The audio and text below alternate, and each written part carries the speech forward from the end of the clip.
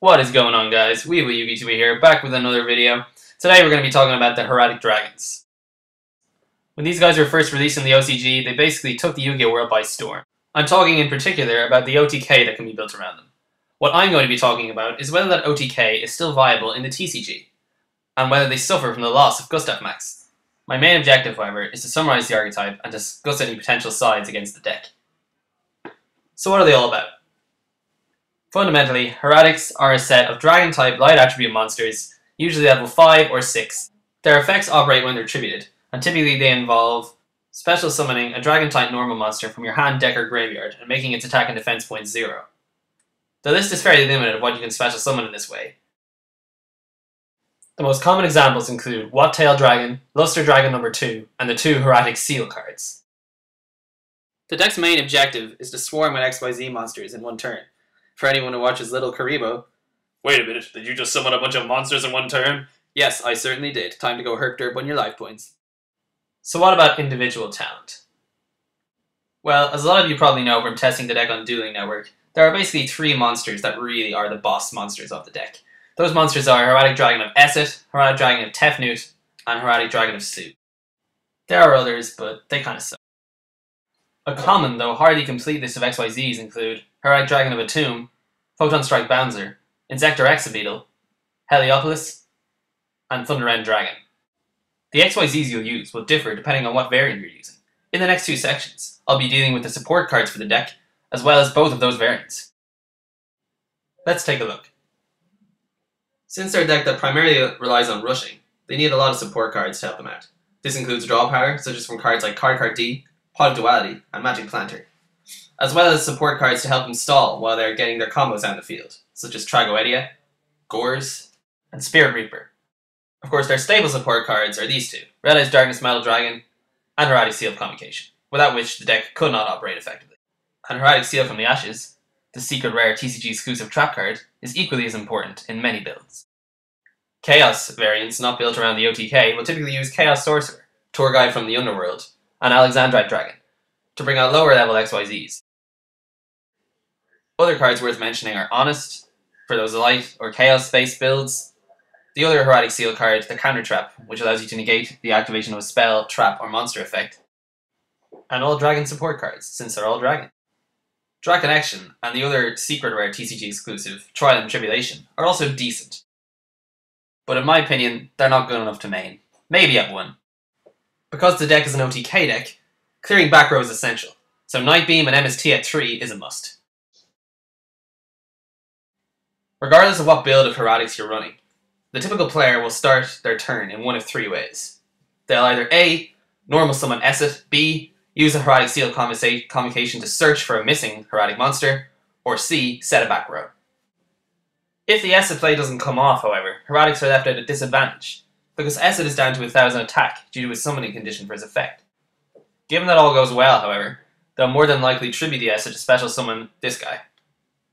This constitutes their primary combo, as they'll more than likely bring out a WATTAILDRAGON or a Luster Dragon in defense position, with the attack and defense points reduced to 0.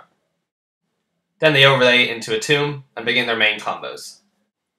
Atum attaches for Red Eyes Darkness Metal Dragon, who in turn special summons either a WATTAILDRAGON from the deck or graveyard, or another Hieratic monster from the graveyard. The latter will only be done if they have another Hieratic monster in their hand, which they can tribute to special summon. Another SUE, another Nethet, which in turn will bring out another normal monster, and they can overlay into a second Atum, which really gets their combos going. At this point, they'll have 2 Atums on the field, 2 Red Eyes Darkness Metals in defense position, and a WATTAILDRAGON brought out from the second Red Eyes Darkness Metal. This is the basis for their OTK. They'll overlay the 2 Red Eyes into a Gustaph Max. They'll overlay the 2 Atums into Gaia Dragoons. And that's GG generally. What about the level 8 variant? Well, Hieratic Sun Dragon Overlord of Heliopolis is their staple card. I find him a little difficult to bring out, seeming as how the level 8 seals are dead in the hand if you draw them, and if you tribute them, say, you summon an Esset, you tribute for a SUE, you bring in a level 8, you can't overlay into anything.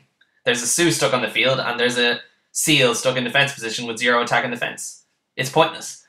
The only way you could do this is in the first turn, if you had all the right cards in your hand. The wikia page does provide a good example of this. I'll provide a link in the description below for you guys to check out.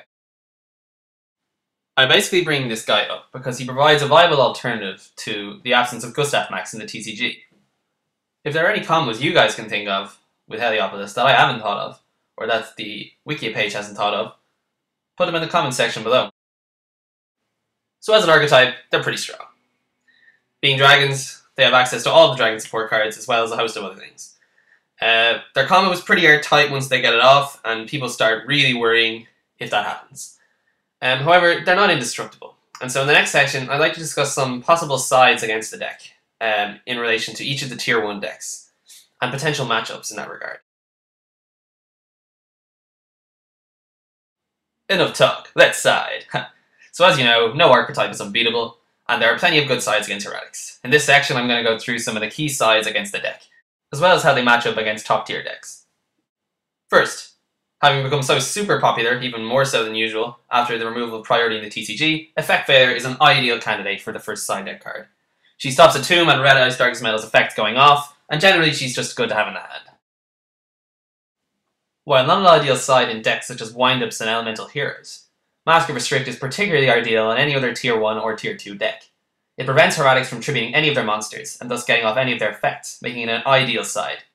Other decent sides include Macrocosmos. Unfortunately, this card isn't as decent, because Hieratics still get their effects when they're tributed. The only card it would really stop would be Red Eyes Darkest Metal Dragon, but it can still be pretty useful in some decks. XYZ monsters like STEELSWARM ROACH are also pretty useful. Like so many decks that rely on a single attribute, Light Imprisoning Mirror pretty much shuts this deck down, and I would recommend it as the best possible side against Hieratic dragons. So what can we really say about the deck? Sure, it's got some great combos, it's a dragon archetype, it's got loads of support for that, it's got loads of support for the light attribute that it espouses, but is it a great deck? It's pretty good, I think so. The combos are amazing. If you get them off, you're pretty much guaranteed to win. But if you stop, if something stops you, then you're in trouble. If Exit is stopped, if you get Dark Hole the next turn when you don't OTK because you have no Gustaph Max, you can't do it. You know, what are you supposed to do? I don't think INZEKTORs would have any trouble against this deck, and I think it's probably the best matchup against them. So overall, I think they're pretty good, but they could use some work. Well, that's all for this video, guys. Thanks a million for watching. I'll be putting up some more videos soon, including a card review and a report from my sneak peek, so keep an eye out for those. Thanks, guys. See ya!